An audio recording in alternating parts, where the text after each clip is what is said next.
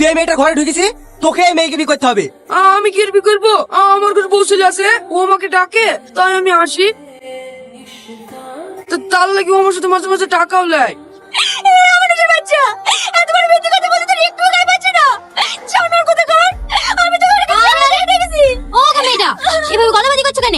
একটা পরপুরুষকে জায়গা না দিলে এমনি এমনি ঘরে ঢুকে পড়বে। বিশ্বাস করেন কালাম্মা, আমি সত্যি বলছি, ওর সাথে আমার কোনো সম্পর্ক নাই। ও অত নাটক করো না তো, সেটা হচ্ছে সত্যি সত্যি বলে দাও। কি কিছু কিছু বাকি থাকলে বলো, আমি টাকা মিটিয়ে দিছি। এইসবের মধ্যে আমাকে আর টানো না। এখন তো দেখছি সব তো সেই মেয়েরই। না না, এত খারাপ মেয়ে আমাদের সমাজে রাখা যাবে না। আপনি কি বলেন ভাই? তাই তো দেখছি। এ শাহিন, কি করবো বল? ও আবার কি বলবে? অকাজ কুকাজ করার সময় একবার ভাবেনি ওই বাড়িতে থাকলে আমি এই বাড়ি ছেড়ে চলে যাবো। তুমি কেন যাবা? যেই বাড়ি মানুষের কথা একবার ভাবেনি সে যাবে বাড়ি ছেড়ে।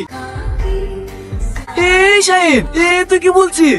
যেমন তুই কোলে পিঠে করে মানুষ করলো, আজ তুই তাকে বাড়ি ছেড়ে চলে যেতে বলছিস? তুই জানিস তুই তোর বাবার সাথে কথা ভেবি ও নিজের সমস্ত সুখ বিসর্জন দিয়েছে। থাক চাচা, ওই সব কথা বলতে হবে না। আমি আর দোষ না করি, সবার চোখে দোষী। ভালো থাকিস তোরা। এই কলকিরের মুখ তোদেরকে আর কোনোদিন দেখতে হবে না।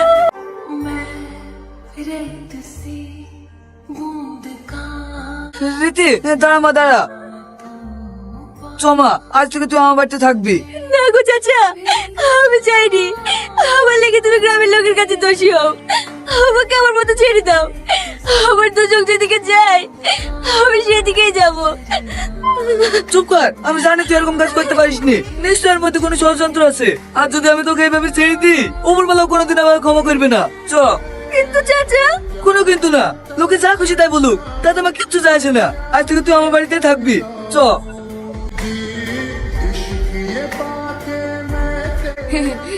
আমার অ্যাক্টিংটা কেমন হয়েছে বলো? হ্যাঁ ভালো হয়েছে। এলো ধরো, এতে পুরো 10,000 আছে। 10,000? হ্যাঁ 10,000-ই তো কথা হয়েছিল। কথা হয়েছিল, কিন্তু মারটাও তো কম খায়নি। দাও দাও, 800 টাকা ধরে দাও। না না, আমি আর টাকা দিতে পারবো না। তাই বললে হয়? এত বড় কথা গোপন করে রেখেছি, মুখ ফসকে বেরিয়ে গেলে কি হবে?